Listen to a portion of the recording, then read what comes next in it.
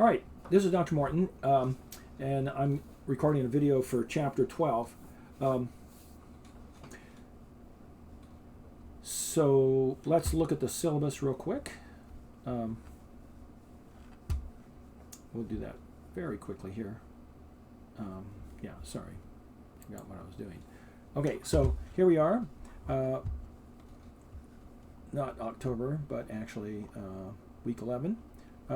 November 4th. Well, actually, so this really is, I kind of got out of sequence. This is really the Monday lecture, even though what I was going to record on Monday, I covered on Wednesday. So this is the Monday lecture, even though it's follows Wednesdays. All right. Okay. So let me get that down, and then so what I want to do here is do that, and so that's what we're going to cover. We're basically doing Chapter 12, and we're going to finish it up. We'll sort of finish it up on Friday. I'll do another video for Friday. So there's going to be 2 videos. Maybe I'll even make this one into a double video. All right. So here's the book, and if we scroll down in the book, let's see. I have a little problem here. Yeah. Okay. Yeah. No. Here's the book. All right. Now we go. So if I scroll down in the book, and now here, what I'm going to do is I'm going to turn on the left. There we go. Okay. So, we're basically going to cover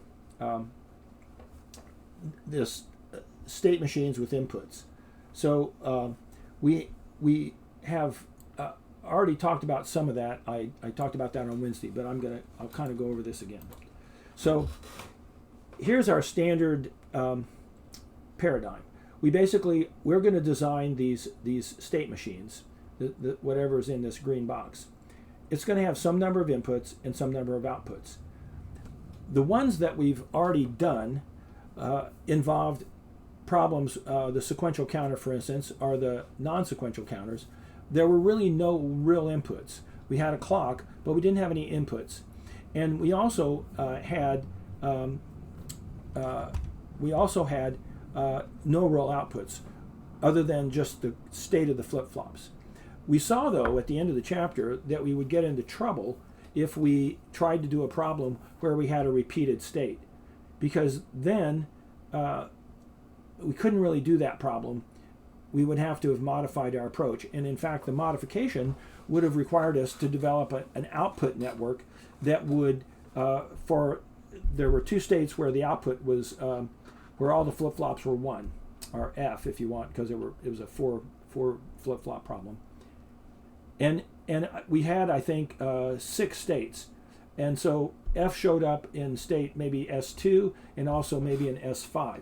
Well, all we had to do was build an output matrix that gave us our desired output for each state. And there's no reason why we couldn't have an output matrix that would give us F for state 2 and also F for state 5.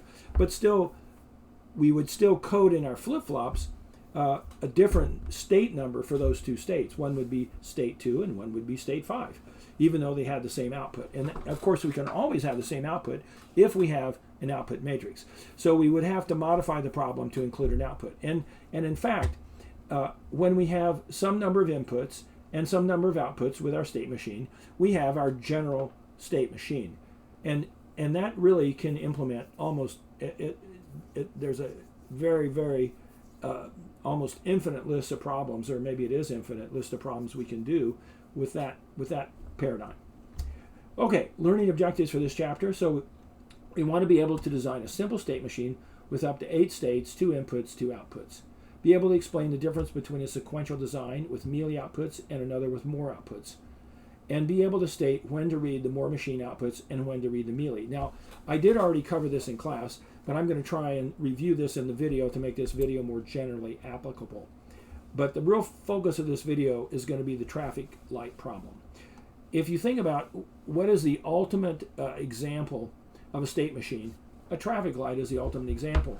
every one of us spends a fair amount of our life staring at traffic lights, waiting for them to change.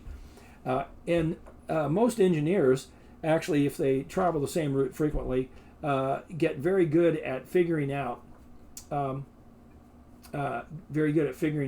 what those traffic lights actually do.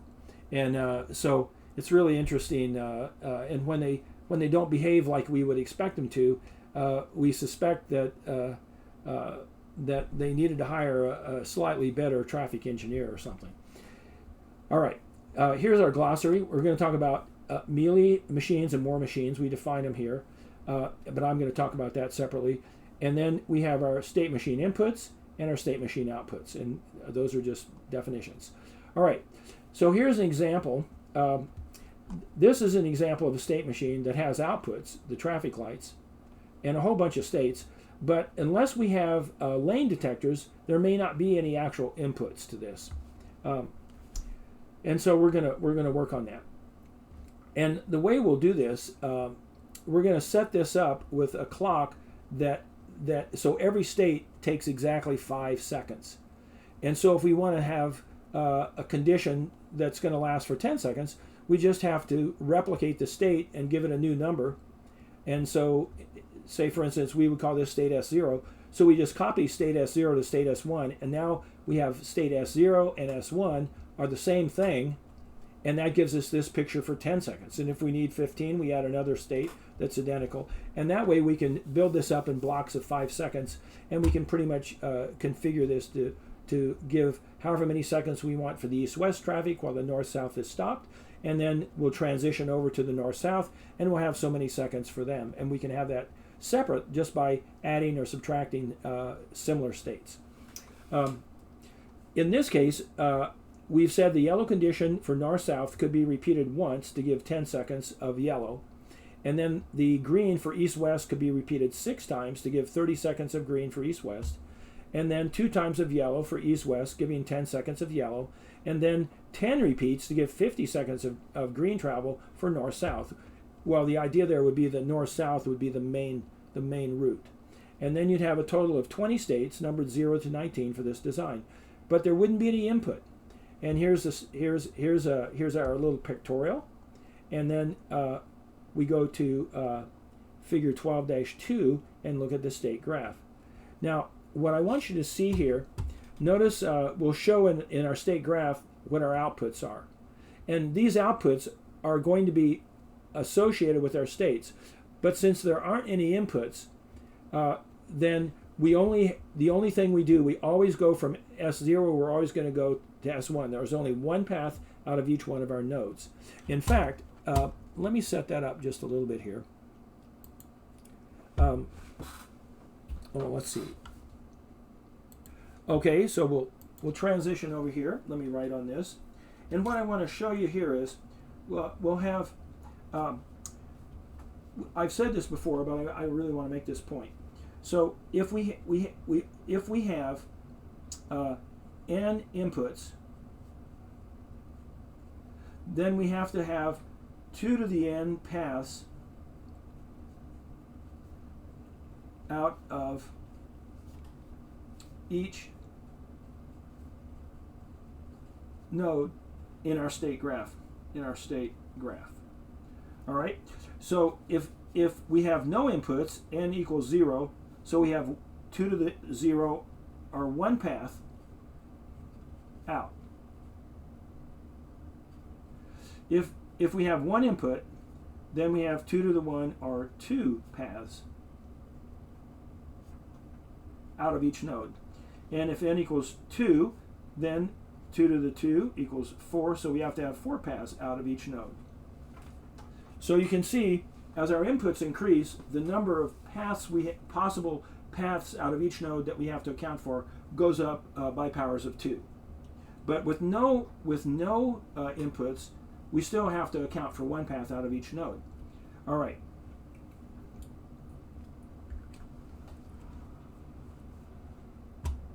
All right, so back to our state graph. And you can see here then, right now, it starts off, it's yellow for the, let's see, So the vertical one will be our north-south. No, maybe the horizontal one will be our north-south. So it starts east-west, right? Yeah, okay. So we start with yellow for east-west and red for north-south. 5 seconds, 10 seconds of yellow, and now it's green for north-south and red for east-west. And it's green for north-south and red for east-west for 5 seconds, 10, 15, 20, 25, 30. Then it's yellow for 10 seconds, 5, 10, and then it's green for north-south. Did I do that right? Let's see. Yeah, I think I did. So now it's green for north-south. 5. Yeah, hang on. No, I said this is east-west. I think I did this wrong. Well, okay. I wish I had labeled these because it is a little confusing to me. So this is yellow for north-south, green for east-west for 30 seconds, yellow for east-west, green for north-south for 5, 10, 15, 20, 25, 30, 35, 40, 45, 50, and then back up here, yellow for north-south, and then green for east-west, yellow for east-west, green for north-south, and so forth. And we just go around and round. But you notice this one doesn't have any input, so we only have one possible path out of each node. All right, so let's complicate it a little bit. And this whole thing takes about 100 seconds for the complete, for all the states. All right. Now we're going to add a little lane sensor here for a left turn lane in our north-south turn. Now, I'm not going to make a big distinction about the northbound versus the southbound. You can just imagine we've also got a left turn lane over here, and we're just going to do it like this. Or maybe there's no left turn lane here, and we're just going to let this be a northbound thing. And I can't remember how I set that up exactly, but okay, so here's the state graph for that. Now, what's interesting is that all we've done is we've added this sensor here. So even though we have one input, we ignore the input for all the other states except when we get to S9, and then in S9 we're going to check the input. So in all these others, the input is always, it's assumed to be 0. Doesn't matter. We don't really check it till we get to the second yellow condition. So again, it's our east-west is green, and now we're ready to turn it green for north-south. But if the sensor is true, and that's what the X stands for here, that means yes, there is a car in the left turn lane. Then we're going to go down here. But if there's no car in the left turn lane, then we're just going to make it green for north-south. Here, we're going to make it green for north-south going northbound with a left turn arrow as well. And we'll leave it red for the other northbound group, for the southbound traffic, and also for the east-west traffic. And then once we do 5 seconds, 10 seconds of left turn, and we'll call those states 9A and 9B, then we'll go to 10. Again, the only node that actually has to have 2 paths out is S9. And so in S9, we're gonna check this sensor, and we're going to take this path. Once we get back to S10, we just continue on around with 30 seconds of green for the northbound, and then now we're back to the yellow condition for northbound and repeating the process. All right, so that shows how we can have that sensor and include one input. And where we do consider the one input, then we do have 2 paths out. In all these other places, we're basically ignoring the sensor, and we're making both paths, regardless of what the sensor indicates, both paths are going to S1. And both paths will go to S2 and so forth. So the sensor's just ignored by virtue of making both paths go to the same place. But here, we separate them out. Okay. How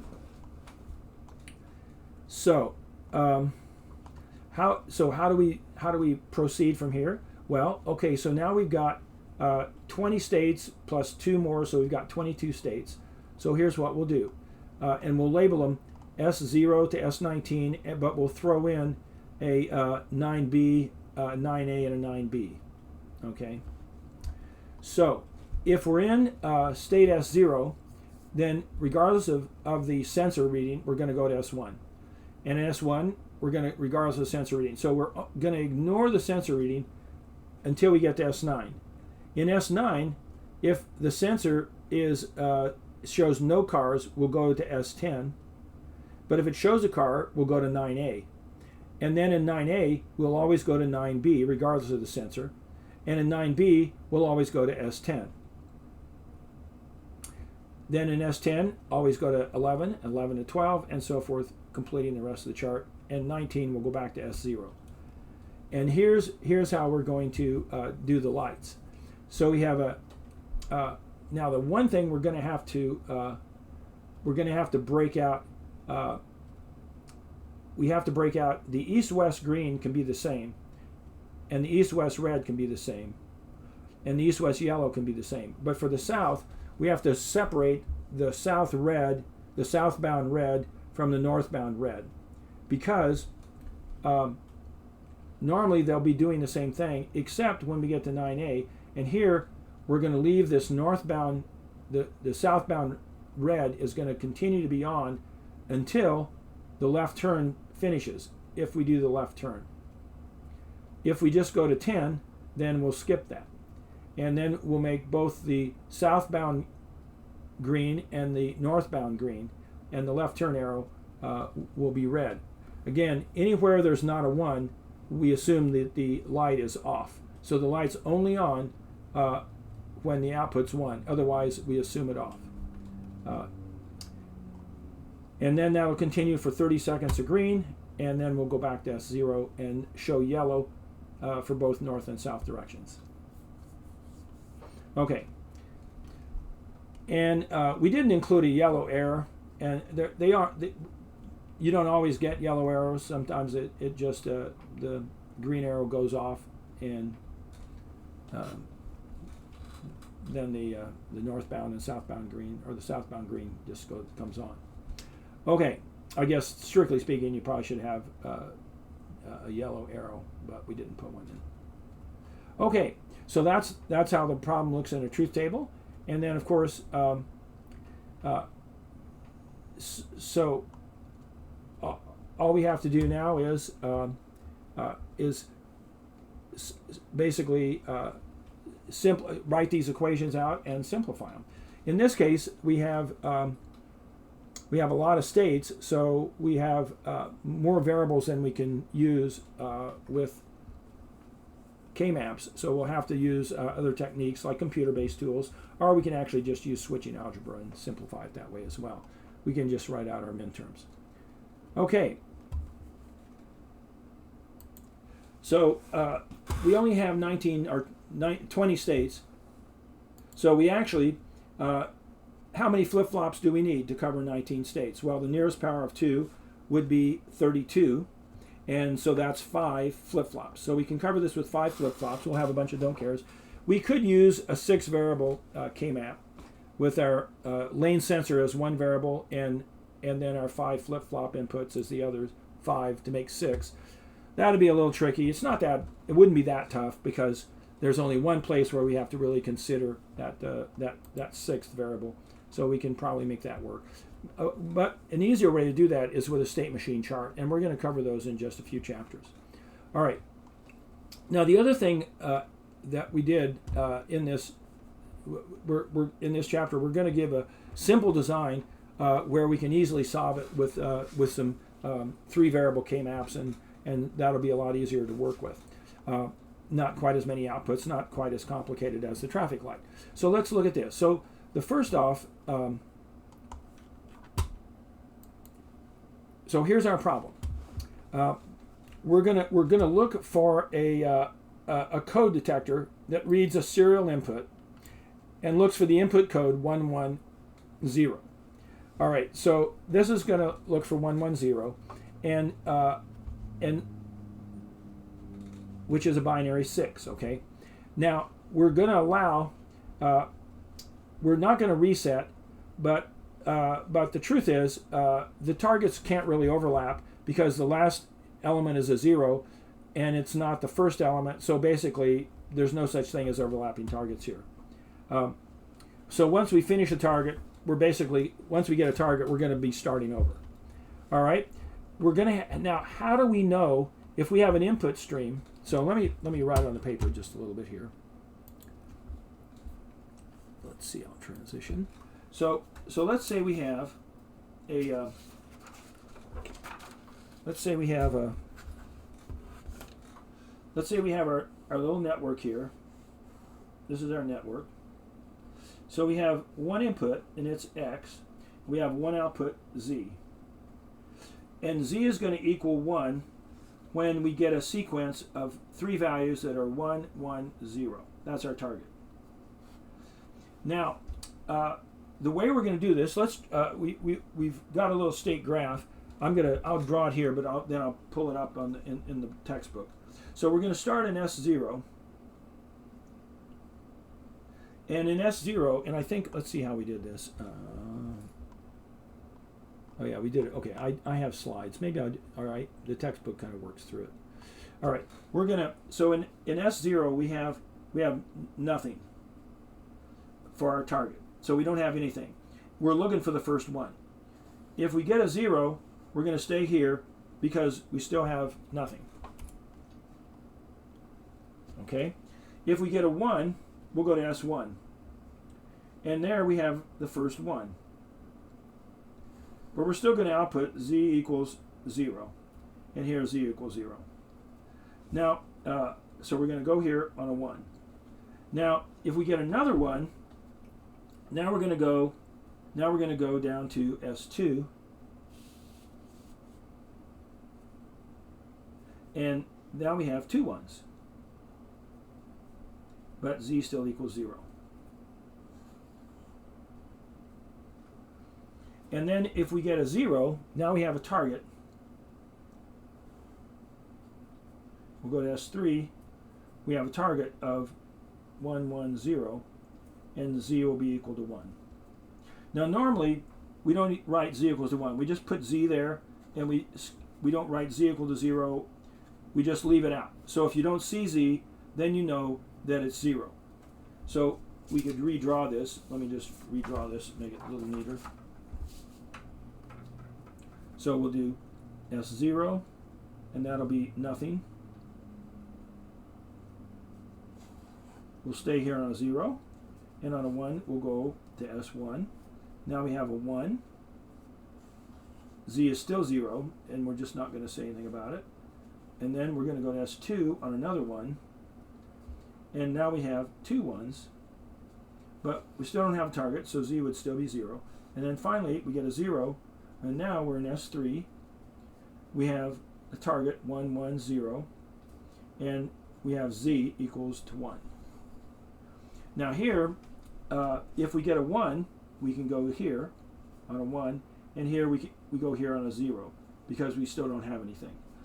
What happens if we get in S2 and we get another 1 instead of a 0? Well, we can just stay here because we still have 2 1s. So on a 1, we'll stay here. What happens in S1 if we get a 0? It means we don't have anything. We have to go back here. So that's what that looks like. Okay? Notice now we have 2 paths out of every node. Out of S0, we've got a path for 0 and 1. Out of S1, we have a path for 0 and 1. Out of S2, we have a path for 0 and 1. And out of S3, we have a path for 0 and 1. Notice how the only place Z shows up is here because that's the only place Z is 1. And everywhere else, we just leave it out, and that means that it's 0. Okay? All right, now we'll go through the book. Same kind of thing here. Let me transition. Okay, so we start in S0, nothing. And I'll put X prime here, which means our input is 0. And I'll put X here. Now the truth is, I can delete these. I don't really need the X prime. I'll just leave this off, and I'll only put the X on this one. So if our input is 1, we're going to S1. Otherwise, we're staying here.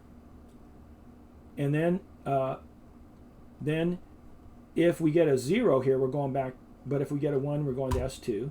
And now we have the second one. And then if we get another 1, we're staying here, but if we get to 0, we're going to S3, where we have a target, z equals 1. And then we're going to add in the other paths, where we stay here on a 1, and here we go back to here on a 1, and we go back to 0, S0 on a 0. And so now we have 1, 2 paths out of S0, 1, 2 paths out of S1, 1, 2 paths out of S2, and 1, 2 paths out of S3. And now we'll clean it up by taking off all of the x primes. So if you don't see any marking on the link, you know that the inputs are 0. So here the inputs are 1, we go to S1. Here we get another 1, we go to S2. Here we get a 1, we stay in S2, but obviously on a 0 we go to S3. On a 1 we go back to S1, and on a 0 we go to S0. And the only place we show z is here, and we don't say z equals 1. Just by the appearance of z, we know that it's a 1. So that cleans up our notation a little bit and makes it easier to read and kind of declutters all this. I don't really care whether you write in x equals 0 and x equals 1, or you put in zeros or ones like I did on the paper, or whether you do it like this. It really doesn't matter. You can do it however you want. All right, so here's how this flow occurs. Okay, we do a state graph, which is a graphical depiction of how the inputs drive the next states and the outputs. Okay, and the whole idea is to capture the design with our state graph and to think our way through it. Then we have a state table where it's essentially the same information. It's just in tabular form, and we use that to review. And also, it's a good way to look at how we might reduce the number of states. And we're going to talk about this in an upcoming chapter. Then we determine how many states we have after we've reduced the state table, if possible, and we figure out how many flip-flops it's going to take to encode all our states. Then we come up with a proper flip-flop state encoding, and then we assign our flip-flop states. And when we substitute in the flip-flop encoding for each of our states, then that gives us a transition table. In this case, we have 4 states, S0, 1, 2, and 3. So we need 2 flip-flops. And we can just do straight binary encoding. So S0 could be A is 0, B is 0 for the flip-flops. S1 could be A is 0, B is 1. S2 could be A is 1, B is 0. And S3 could be A is 1, B is 1. And that would encode all 4 states in straight binary order. It turns out whenever we have 3 or 4 states, that's kind of a special case. And we actually can, there's some things that we can think about with respect to that. It turns out that how you encode your states can in fact change how much hardware it takes to implement the problem. So sometimes what we'll do is we'll think about this, and so here's how this works out. Smarter people than me have kind of thought this through, and here's what they've concluded. All right, let me transition. Okay, so for 3 or 4 states, there are only 3 non-equivalent ways you can assign states. Now we're going to look at this in a later chapter in a little more detail, but I just want to touch on it here. And it turns out those 3 non-equivalent ways are, you can assign it. So here, straight binary would be, here's our states, S0, S1, S2, and S3. And our flip-flops for A and B, we can assign it, A and B are 0, 1, 2, 3, straight binary. We can do A and B are 0, 1, 3, 2, and we can do 0, 3, 1, 2, where our third one kind of moves up in the ranks, and we always start with 0. Those 3 different assignment strategies cover all the possible ways. You can actually do it 24 different ways but of those, there are only 3 non-equivalent ways to do it. So all 24 ways break into 6 doing it one way, where you have the same amount of hardware, it's just moved around from flip-flop to output or whatever. And then another 6 where it's moved around a little bit, but it's the same amount of hardware. And finally another way. And it turns out that it's not unusual at all that there is actually one of the ways may be significantly less hardware. Now, it's not guaranteed, but it often turns out to be the case. And so for some things where you really want to squeeze every gate out of your design, you may want to spend the time trying to do this. But once you get past 3 or 4 states, the number of non-equivalent ways to assign them is so large that you generally can't brute force it and look at all possibilities. But with 3 or 4 states, you can. So I just want to make that point. We'll come back to that in a later chapter.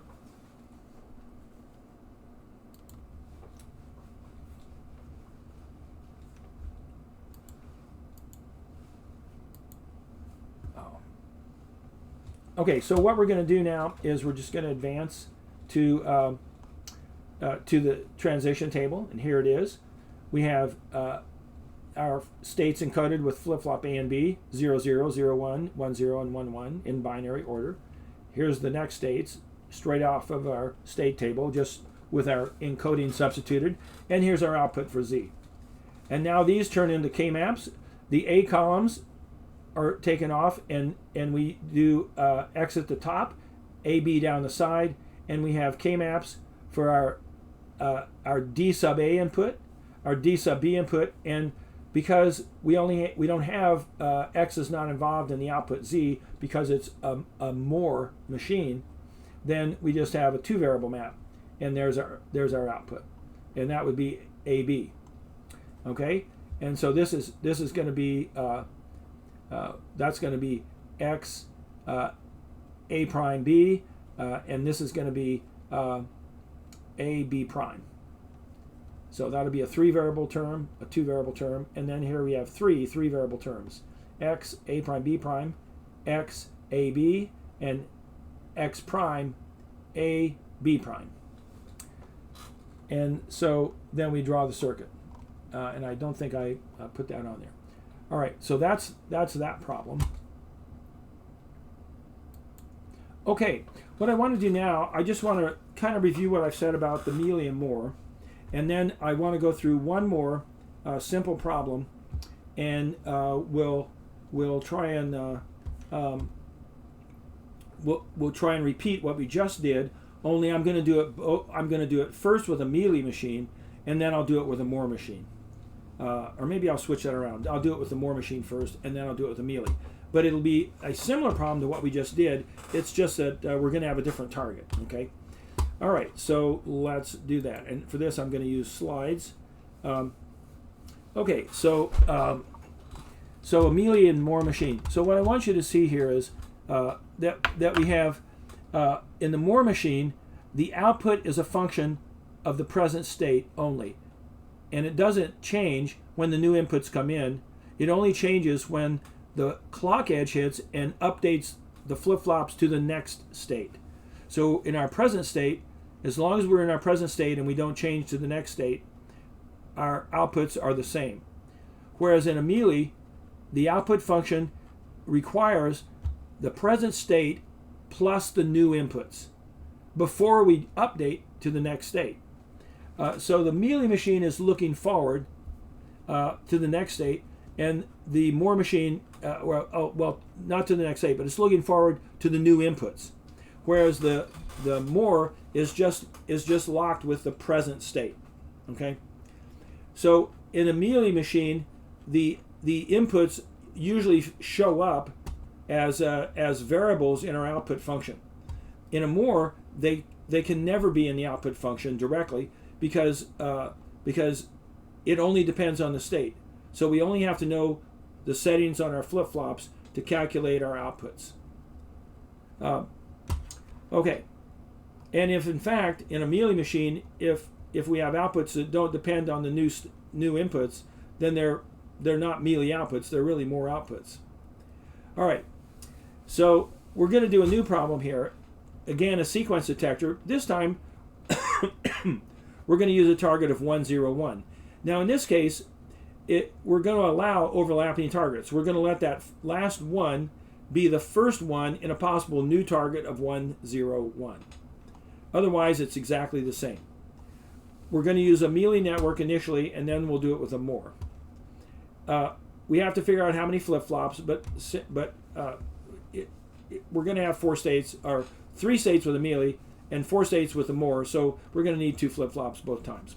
But you wouldn't know that at the beginning. You have to do the state graph and figure that out. And we're not going to reset after we detect. We're going to allow for overlapping targets. Okay, so let's do the state graph. Now, normally the way you should approach these problems is write out your block diagram. You have an input X, you have an output Z, you have a clock, and you have the network you're going to design inside the box. And then often we should construct a typical sequence. Here's our input X, and again, remember, our X input is synchronized by the clock. So our network in here knows when to read the next X because that X has to be synchronized with the clock. Otherwise, we would have no idea when to read it. And so that's just a requirement. And that's why these sequential circuits almost always have clocks, because although in theory you could do it without a clock, how would you be certain that the X would be arriving at the right time? And the answer is it would take a lot of coordination with our upstream logic and with our downstream logic not to have things just get completely out of control. All right, so here's our sequence. We first get an X as 0, output is 0. We get an X as 0, output is 0. We get an X as 1. That could be our first item in our next sequence. Output is 0. Oh, but we get a second one. Okay, so now that could be the first in our target sequence. Output is 0. Now we get a 0. Okay, we're working on our target. We've got the first 2 items, but we still output a 0. And boom, we get 1, 0, 1. There's our target. We output a Z equals 1. Now we get another 1. So that's not a target. That's 1, 1. So we make that a 0. Now we get a 0. Still not a target. Another 0. And then we get a 1. Still no target. A 0. Then we get a target. Boom. So that's our first one. Then we get a 0, which could be the second item in our new target, with this 1 being the first one in the next target. And then we do get a 1. So boom, we get 1, 0, and then 1, another target. All right. So that's our test sequence. So we kind of helps us understand that we know for sure how this thing is supposed to work. Okay. Now we're going to do the state graph. Now, because our outputs are associated with our links, we're gonna have 2 numbers on each of our connections. Now you saw in the book I used X for the input, and X if it was 1, and X prime if it were 0, and then in our final state graph we cleaned it all up and got rid of all the X primes and just left those blank, so you knew if there was no input on the link, that meant X was 0. I'm gonna use numbers. And I don't care which you do. I think you'll see as time goes on, a more sophisticated way to do it is to use the variables and not the numbers. But and that way you know the prime is a 0 and so forth. Okay, so here we go. So we're going to start with S0, and notice here we don't have any output associated directly with the state because this is a mealy. So if we get a 0, we're going to stay here, and the red is our X and the blue is our Z, and we're going to output 0. Then if we get a 1, we're still outputting 0, but we're going to go to S1. And that tells us we have the first item in our 1, 0, 1 sequence. Then if we get another 0, we're going to go to S2. Now we have the second item, still outputting a 0 though, the blue. Then in S1, if we get another 1, we can't go on to S2, but we can stay at S1, and we output a 0. So our X is 1, but our output's a 0. In S2, if we get a 0, we're going to be thrown back. No, sorry, I spoke out of school here. If we get a 1, that's a target. And we're going to go back to S1 because it means we have the first one in the next possible sequence, plus our output Z is a 1, which means we just got a target. But in S2, if we get a 0, now we're in trouble. We don't have anything, so we're going back to S0 and outputting a 0. Okay, so now we have a completed state graph. We have one input, so how many paths out of each node do we have to account for? 2. All right, so we have 2 paths out of S0, we have 2 paths out of S1, and we have 2 paths out of S2. So that's a completed state graph. We now map this to a state table, just 3 states, 0, 1, and 2. We will have a don't care state. So if we code this in straight binary, AB 0, 0, 0, 1, 1, 0, and 0, 0, we'll have a don't care state. And then here's our completed. Notice now we have 2 columns for our output. One for x equals 0 and one for x equals 1. And that's because our output is a mealy output. So we not only have to be in a certain state, but we have to wait for the next input to know what the correct output would be. Now in this state, it didn't matter. We're outputting 0 either way. But in this state, if we output it before we get their next input, and the input happened to be a 1, we'd be outputting a 0, and it'd be the wrong thing. All right, now we substitute in, for these states, the AB designations. 0, 0 for S0, 0, 1 for S1, 1, 0 for S2, and we have a don't care, 1, 1. Now we take this column and this column for the A input, this column and this column for the B input, and these 2 columns for the Z output. And that gives us 3 K maps, here, here, and here. Notice, we group these, we get our DA input, our A plus, our next state for the A flip-flop would be A prime, X prime B. For the B, it's just X, and for the Z, it's XA. And that's it. Notice here, unlike our mealy, unlike our Moore where we had just A and B, we had a 2-variable network. Now we have 3 because it also does depend on X. And notice there is an X in this equation, in this network. All right, and there's our hardware. All right, let's do the same problem now using Moore. Same thing. Now we start from S0, but we have to specify our output. Again, we could just leave this blank because we know Z would be 0 until we write a Z in. But in this case, I'm going to put the number, so I'm going to put a 0. And then if we get a 0, we're staying here because we're looking for a 1. If we get a 1, we're going to S1. Still outputting a 0. Again, notice that the outputs are not associated with the links now. They're associated with the nodes. Now, if we get a 0, we're going to S2. And if we get a 1, we can stay here because we still have that first 1. In S2, if we get a 1, if we get a 0, now we've got 1, 0, 0. That's nothing. We're going back to S0. And we'll output a 0, of course, here. But if we get a 1, now we're going to S3. Let's see. If we get a 1, we're going to S3. Oh, I guess it didn't put it on. Well, okay, so there's the 1. In S3, if we get a 0, we now have a 1, 0 for our next target. So we're going back to S2, looking for that final 1 to have a target. If, on the other hand, from S3, if we get a 1, then we still have our first 1 in our next target. So we're going to S1. We actually have 2 1s, but we only can use one of them.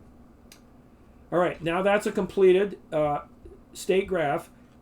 Remember, 2 paths out of every node. S0, we have a path for 0 and 1. S1, a path for 1 and 0. S2, a path for 1 and 0. S2, a path for 0 and 1. And S3, 0 and 1. Oh, I didn't put the 1. There's the 1. 0 and 1. All right. So now we can extract that to a state table here. Notice we have just 1 column for our output again because it's a Moore. The output does not depend on the next input, just on the current state. And then, so now we're going to do, we didn't use straight binary. We got a little tricky here. For state S0, we did 0, 0. For state S1, we did 0, 1. But for state S2, we did 1, 1. And for state S3, we did 1, 0. So we kind of flipped them around here. What's kind of nice about this, when we do the transition table, because it's organized 0, 1, 3, 2, you don't have to flip the rows when you extract it to the truth table, to the K-map. You can just take 0, 1, 0, 1 and 0, 0, 1, 0 for the A, like this. 0, 1, 0, 1 and 0, 0, 1, 0. So you don't have to flip rows here because we already flipped the rows in our transition table. Now, I don't know if this is a good idea or bad idea, but anyway, you can certainly do this. Normally, I just do straight binary order, and that then I always extract it exactly the same way. You have to remember you flip these in order not to mess this up and get the wrong K-map. Okay, and then again, our K-map for our output is going to be just 2 variable. And here our output is z equals ab prime. Here we have 3 variable terms, a prime bx prime, ab prime x prime, and abx. And here we have 3 2 variable terms, ab prime b, and a prime x. So so you can see here our output function is just z equals ab prime. Notice there's no x involved in the output function because it's a more, only depends on the state. In this case, the state would be 1, 0, or state S3, because remember we included that state 1, 0. We kind of were tricky. Notice we have 1 whole more state. We have 4 states in the more. We only have 3 in the mealy. And look at our hardware. Look at all the hardware we've got for this problem now. 2 flip-flops, but we've got a whole bunch of gates. 1, 2, 3, 4, 5, 6, 7, 8, 9 gates. A lot more gates than we had in our other one, in the more. And that's what we see. Generally, we have a lot more gates in our more solution, but we have a little simpler problem with our downstream logic, because our downstream logic just can read the output anytime shortly after the clock edge. We just have to give the circuit time to settle, and then we can read it. Whereas with the mealy, we have to wait not only till the clock hits, the circuit settles, and we're in our state, but now we have to wait till the new inputs come in, and we have to read it before the next clock edge. So again, you read this a little after the clock edge, and in the mealy, we have to read it just before the next clock edge. All right. So I think that pretty well covers it. I will say I did go through the traffic light problem here, and since we've already looked at this, I'm just going to flip through this real quick. What I want to show you. So here's the traffic light, and notice we have a camera. We have a camera to detect whether there are cars in their turn lane or not, or maybe waiting on the side road or whatever. Here we use a concrete saw and we bury inductive loops in the roadway, and then they change their resonant frequency when the metal's over the top of them, and that's how they sense the presence of cars. But if some doofball doesn't pull up far enough to be right over this to trigger it, or if the freeze-thaw cycles have broken the wires in here, these are hard to fix. These cameras are a lot easier to fix. I did ask a traffic engineer, if the cameras are just much cheaper, much better, and he said no, they're not, because the cameras can have problems too. If the camera is facing east-west, you can have the sun shine right into the camera and blind it, and then for a small amount of time every day it won't work. That's always a problem. They put hoods on them, but they still can't turn that off completely. And also the camera can get fooled. They can be real foggy and they can't see. They can get water and stuff up here and ice, and it can screw it up. And cameras break too. Trucks go by and hit these lights and break the cameras. But it's a little easier to replace the camera than it is an inductive loop in the road. He says they cost about the same. Turns out you have to have fairly sophisticated AI software running on these.